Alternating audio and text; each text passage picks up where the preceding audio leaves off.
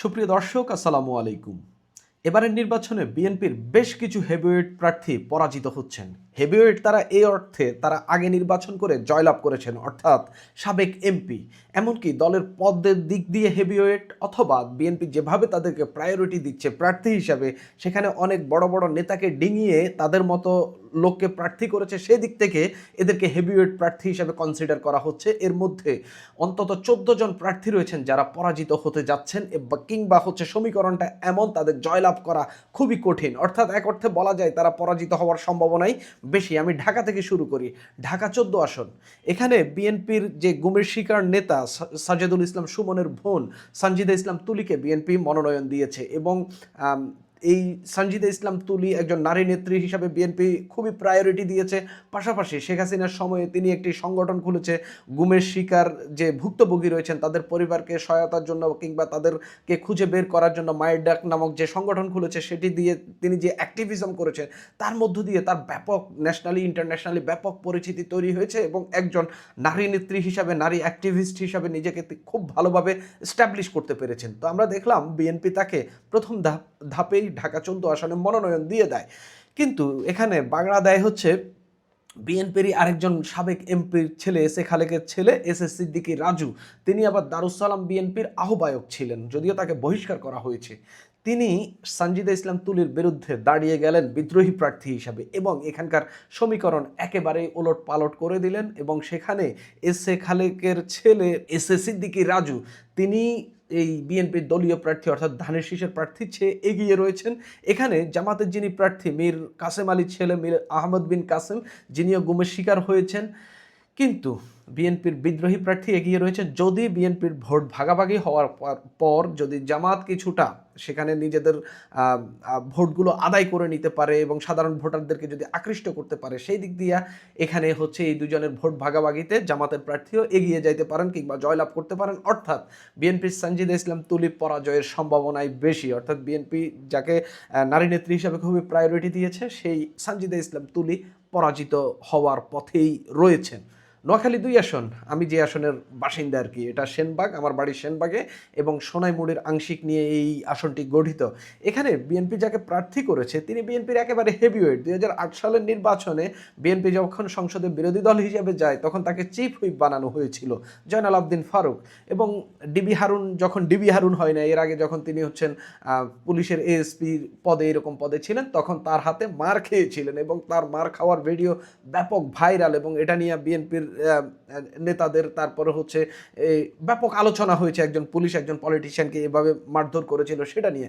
তিনি বিএনপির চেয়ারপারসনের উপদেষ্টা, আগে ভাইস চেয়ারম্যান ছিলেন, তাকে একেবারে পথে নামিয়ে এনেছেন বিএনপির আরেকজনই নেতা, নির্বাহী কমিটির সদস্য ছিলেন, যদিও বহিষ্কার করা হয়েছে, কাজী মফিজুর রহমান। কাজী মফিজুর রহমানকে বলা হয়ে থাকে, এলাকায় জনশ্রুতি আছে, কাজী মফিজুর রহমানকে নেতা বানিয়েছিলেন জয়নাল আবদিন ফারুক। সেই জয়নাল আবদিন ফারুকের বিরুদ্ধেই এবার কাজী মফিজুর রহমান দাঁড়িয়ে গেছেন, এবং তাকে খুব কঠিন চ্যালেঞ্জ দিয়ে দিয়েছেন। আমি সেখানকার ভোটার, যেহেতু সেখানকার মানুষের সঙ্গে আমার পরিবার সেখানে রয়েছে, আত্মীয় স্বজন সেখানে রয়েছে, জয়নাল আবদিন ফারুকের অবস্থা খুব একটা সুবিধাজনক না। তিনি এই 1991 সাল থেকে 2008 সাল পর্যন্ত যতগুলো নির্বাচন হয়েছে সবগুলো নির্বাচনে তিনি প্রথমে নোয়াখালী 1 আসন থেকে জয়নাল আবদিন ফারুক নির্বাচন করতেন, এখন নোয়াখালী 2 আসন থেকে নির্বাচন করছেন।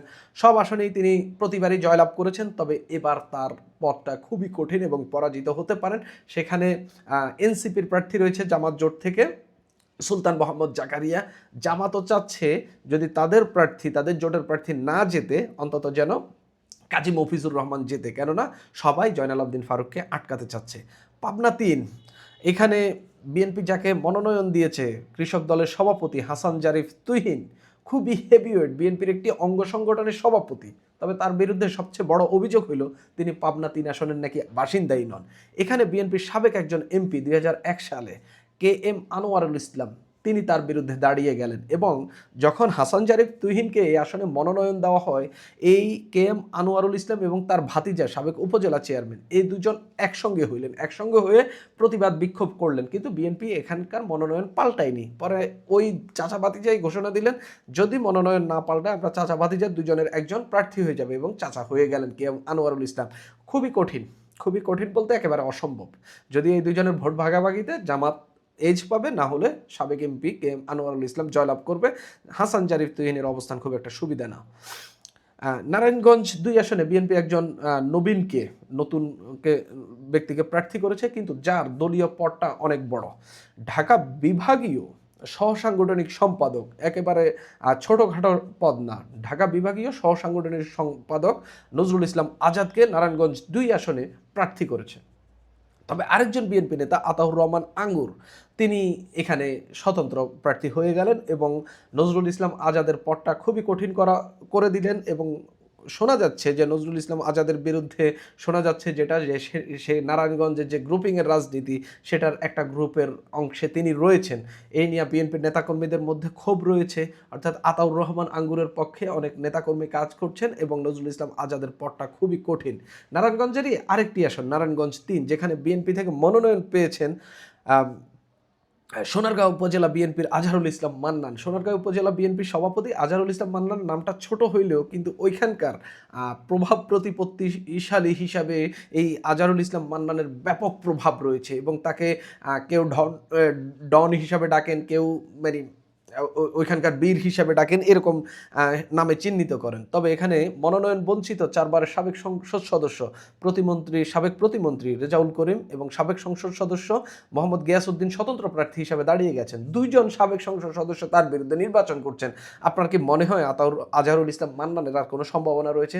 ওইখানে জামাত জোট থেকে প্রথমে খেলাফত মজলিসের মোহাম্মদ শাহজাহানকে মনোনয়ন দেওয়া হয়।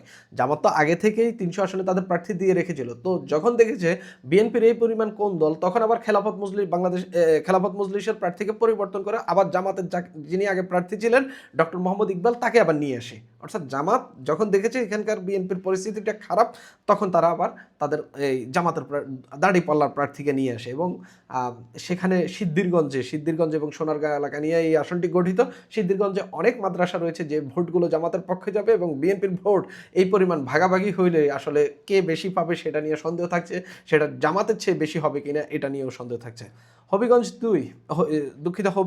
1 বিএনপি মনোনয়ন দিয়েছে উড়ে এসে জুড়ে বসা রেজা কিবরিয়াকে এবং রেজা কিবরিয়ার অবস্থান সেখানে খুব একটা ভালো না। আমি রেজা কিবরিয়াকে কখনো হেভিওয়েট হিসাবে কনসিডারই করতাম না। তবে একজন নেতা, একজন ব্যক্তি হঠাৎ করে নির্বাচনের আগে বিএনপিতে যোগ দিলেন, বিএনপি তাকে মনোনয়ন দিয়ে দিল, প্রার্থী করে দিল। ওই যে হবিগঞ্জ 1 আসনে এতদিন ধরে যারা রাজনীতি করেছেন তাদেরকে বিএনপি কোনো পাত্তাই দিল না। অর্থাৎ বিএনপি রেজা কিবরিয়াকে খুবই প্রায়োরিটি দিয়েছে বা হেভিওয়েট হিসেবে কনসিডার করেছে। হয়তো জিতে এলে হয়তো তাকে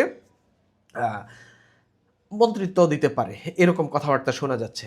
কিন্তু সেখানে বিএনপি নেতা শেখ সুজাত মিয়া, প্রবাসী বিএনপি নেতা, তিনি দাঁড়িয়ে গেলেন এবং রেজা কিবরিয়ার বিরুদ্ধে স্ট্রং প্রতিদ্বন্দ্বিতা তৈরি করলেন। আমি দেখেছি রেজা কিবরিয়াকে মাঠে দাঁড়াইতে তিনি আসলে খুব বেশি দেননি। তার অনুসারীরা অনেক বিএনপির নেতাকর্মী রেজা কিবরিয়ার পেছনে নেই, শেখ সুজাত মিয়ার পেছনে রয়েছে এবং রেজা কিবরিয়ার পরাজয় সম্ভবত আপনারা দেখতে পাচ্ছেন। টাঙ্গাইল 3, এখানে এই আসনে সাবেক ছাত্রদল নেতা এবং বিএনপির নির্বাহী কমিটির সদস্য SM ওবায়দুল হককে বিএনপি নমিনেশন দিয়েছে। তবে এই আসনে দলীয় প্রতীক না পেয়ে মোটরসাইকেল প্রতীকে নির্বাচন করছেন বিএনপির সাবেক মন্ত্রী লুৎফর রহমান খান ওরফে আজাদ। লুৎফর রহমান খানকে সংস্কারপন্থী হিসাবে অনেকেই চিনেন। দীর্ঘদিন এলাকায় রাজনীতি করতে পারেননি, তবে তিনি আসার পর ওইখানকার নেতাকর্মীরা তার পেছনে দাঁড়িয়েছেন এবং বিএনপি যাকে সাবেক ছাত্রদল নেতা এবং নির্বাহী কমিটির সদস্য SM ওবায়দুল হককে মনোনয়ন দিয়েছে, তার বিরুদ্ধে অনেক নেতাকর্মী অবস্থান নিয়েছেন। এখানে এই সাবেক ছাত্র নেতার অবস্থান খুব একটা সুবিধাজনক না। আমি এই জন্যই SM ওবায়দুল হককে হেভিওয়েট হিসাবে রেখেছি, কারণ টাঙ্গাইলের ওই আসনে বিএনপির আরও অনেক নেতা রয়েছে যাদেরকে ডিঙিয়ে এই ওবায়দুল হককে বিএনপি নমিনেশন দিয়েছে এবং তাকে এই পরিমাণ প্রায়োরিটি দিয়েছে, বিএনপি তাকে হেভিওয়েট হিসেবে কনসিডার করেছে। তবে লুৎফর রহমান খান আজাদের কাছে তিনি ধরাশায়ী হওয়ার সম্ভাবনাই বেশি। টাঙ্গাইল 5 আসন, এখানে বিএনপি এমন একজনকে মনোনয়ন দিয়েছে, বিএনপির কেন্দ্রীয় প্রচার সম্পাদক সুলতান সালাউদ্দিন টুকু। তবে স্বতন্ত্র প্রার্থী হিসেবে নির্বাচন করছেন জেলা বিএনপির সাধারণ সম্পাদক ফরাদ ইকবাল, যদিও তিনি বহিষ্কৃত। আমি সবসময় বলি, যদি আপনি কেন্দ্রীয় নেতাও যদি তৃণমূলের একটি আসনে গিয়ে নির্বাচন করেন আর ওইখানে যদি জেলা উপজেলার আহ্বায়ক সাধারণ সম্পাদক যদি দাঁড়িয়ে যান, ওই নেতা রিস্কে থাকবেন, কারণ ওই আসনটি তার, তিনি সেখানে রাজনীতি করেন, তিনি সেখানে মাঠ গোছান, তিনি সেখানে সব করেন। অর্থাৎ আপনি জেলা বিএনপির সাধারণ সম্পাদক যখন ফরহাদ ইকবাল দাঁড়িয়ে যাবে, তখন আসলে সুলতান সালাউদ্দিন টুকু হন, আপনি মির্জা ফখরুল ইসলাম হন কিংবা রিজভী হন, এটা আসলে স্থানীয় লোকেরা, কারণ ওইখানে রাজনীতিটা করেই হচ্ছে ফরহাদ ইকবাল। এখানে সুলতান সালাউদ্দিন মাহমুদ টুকুকে ঢাকা থেকে উড়িয়ে নেওয়া হয়েছে। তার উপর সুলতান সালাউদ্দিন টুকু এই আসনের বাসিন্দা নন, তিনি এই টাঙ্গাইল 2 আসনের বাসিন্দা, যেখানে আবার তার ভাইকে মনোনয়ন দিয়েছে বিএনপি। এটা ওইখানকার বিএনপির নেতারা খুব একটা ভালোভাবে নেয়নি আর কি। টাঙ্গাইল 8 আসন, বিএনপির যাকে মনোনয়ন দিয়েছে কেন্দ্রের হেভিওয়েট নেতা আহমেদ আজম খান, ভাইস চেয়ারম্যান, তার বিরুদ্ধে নির্বাচন করছেন লাবিব গ্রুপের চেয়ারম্যান ও মধুমতি ব্যাংকের নির্বাহী পরিষদের চেয়ারম্যান সালাউদ্দিন আলমগীর, এবং তার পক্ষে নাকি কৃষক শ্রমিক জনতা লীগের সমর্থন রয়েছে। এবং বিএনপির ওইখানে যে সখীপুর উপজেলা নিয়ে এই আসন গঠিত, সখীপুর এবং বাসাইল উপজেলা নিয়ে এই আসনটি গঠিত, সেখানে সখীপুরের অনেক নেতা পদত্যাগ করেছেন শুধুমাত্র আহমেদ আজম খানের বিতর্কিত কর্মকাণ্ডের কারণে, এবং আহমেদ আজম খান পরাজিত হচ্ছেন। তিনি লাবিব গ্রুপের চেয়ারম্যানের সঙ্গে অর্থবিত্তেও পেরে উঠবেন না, এবং অনেক বিএনপির নেতাকর্মী আইসা সালাউদ্দিন আলমগীরের সঙ্গে যোগ দিয়েছেন। বরিশাল 1 আসন, এখানে বিএনপি যাকে মনোনয়ন দিয়েছে 2 বারের এমপি জহিরুদ্দিন স্বপন, বিএনপির জাতীয়তাবাদী মিডিয়া সেল যেটি রয়েছে সেটির আহ্বায়ক তিনি। তবে এই হেভিওয়েট নেতাকে, যিনি মিডিয়া সেলের আহ্বায়ক, বিএনপির প্রচার বিভাগের একটা উইংয়ের আহ্বায়ক, তাকে ধরাশায়ী করে ফেলেছেন বিএনপির আরেকজন নেতা আব্দুস সোবহান, এবং জহিরুদ্দিন স্বপনকে খুব কঠিন চ্যালেঞ্জের মুখে ফেলেছেন। একেবারে হাড্ডাহাড্ডি লড়াইয়ে হয়তো জয় নিয়ে আসতে পারেন, তবে এই বিদ্রোহীরও ভালো সম্ভাবনা রয়েছে। নোয়াখালী 6 আসন, যাকে প্রার্থী করা হয়েছে তিনি আগে এমপি নির্বাচিত হন নাই, তবে বিএনপি এখানে বেটার ডিসিশন নিতে পারত। যাকে প্রার্থী করা হয়েছে হাতিয়ার সঙ্গে তার কোনো সংযোগ নেই, মাহবুবুর রহমান শামীম, এবং সেখানকার তিনি কথাবার্তা বলেন, কোনোভাবেই তিনি আসলে পেরে উঠছেন না।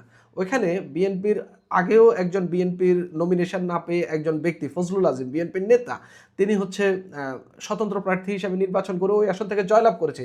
এরকম একজন প্রার্থী থাকা সত্ত্বেও, যিনি ধানের শীষ ছাড়াও বিএনপির নেতা হিসেবে ওই আসনে জয়লাভ করেছেন, তাকে নমিনেশন না দিয়ে মাহবুবুর রহমান শামীমকে এই নমিনেশন দেওয়া হলো। তো এখানে ঘটলো কি? ওখানে ঘটলো এনসিপি জামাত জোট থেকে যাকে প্রার্থী করা হয়েছে আব্দুল হান্নান মাসুদ, তিনি সহজে এগিয়ে গেলেন, এবং বলা হচ্ছে বিএনপির প্রার্থী এখানে 1-2 নাম্বারও থাকবে না, 2-এর পরে থাকবেন। ওইখানে ফজলুল আজিম দ্বিতীয় হইতে পারেন, কিংবা যদি ভালো পলিটিক্স করতে পারেন হয়তো হান্নান মাসুদকে তিনি হারিয়ে দিতে পারেন। তবে ওইখানে হান্নান মাসুদের জয়লাভের সম্ভাবনাই সবচেয়ে বেশি, বিএনপির প্রার্থীর কোনো সম্ভাবনা নেই। ময়মনসিংহ 1 আসন, হালুয়াঘাট দোবাউড়া নিয়ে গঠিত এই আসন, এখানে বিএনপির আরেকজন কেন্দ্রীয় নেতা, বড়সড় কেন্দ্রীয় নেতা, যুগ্ম মহাসচিব, একেবারে কঠিন চ্যালেঞ্জের মুখে পড়েছেন ইমরান সালেহ প্রিন্স। তার বিপরীতে শক্ত অবস্থানে রয়েছেন স্বতন্ত্র প্রার্থী ময়মনসিংহ উত্তর জেলা বিএনপির সদস্য সালমান ওমর, তার প্রতীক ঘোড়া। স্থানীয় লোকজনের সঙ্গে কথা বলে জানা গেছে সালমান ওমরের পক্ষে ওইখানকার এই দোবাউড়া ও হালুয়াঘাটে প্রচুর পরিমাণ ক্ষুদ্র নৃগোষ্ঠী রয়েছে, এবং ক্ষুদ্র নৃগোষ্ঠীর ভোটগুলো সালমান ওমরের পক্ষে রয়েছে, এবং খুবই কঠিন বড়সড় বিপদে রয়েছেন কেন্দ্রীয় এই নেতা। ময়মনসিংহ 2 আসন, বিএনপির প্রার্থী উত্তর জেলা বিএনপির যুগ্ম আহ্বায়ক মোতাহের হোসেন তালুকদার, একেবারে জেলার নেতা হিসাবে খুবই হেভিওয়েট। এই আসনে বিএনপি দলীয় সাবেক সংসদ সদস্য শহীদ সারোয়ার স্বতন্ত্র প্রার্থী হয়েছেন, তার প্রতীক ঘোড়া।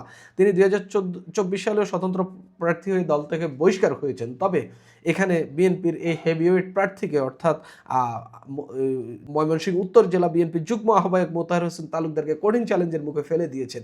এই যে আমি 14 জন প্রার্থীর কথা বললাম, 14টি আসনে 14 জন বিএনপির হেভিওয়েট প্রার্থী, এর বাইরে আরও কিছু আছে, নানান জায়গায় চ্যালেঞ্জে পড়েছেন, তবে এগুলো একদম কঠিন চ্যালেঞ্জে পড়েছে। আরও অনেক জায়গায় বিএনপি হারবে, কেউ হেভিওয়েট, কেউ হেভিওয়েট না। হেভিওয়েটদের মধ্যে আমি যেগুলো বলিনি এর বাইরেও কেউ কেউ হারবেন। তবে এই আসনগুলো একেবারে বিএনপি হয় না, নিজের পায়ে নিজে কুড়াল মারা, এইভাবেই হাঁটছে এই হেভিওয়েটগুলা। অর্থাৎ এই 14 হেভিওয়েটে একদম কঠিন বিপদে, এবং হারার সম্ভাবনাটাই বেশি বলে মনে হচ্ছে। সুপ্রিয় দর্শক, এখন এই পর্যন্তই।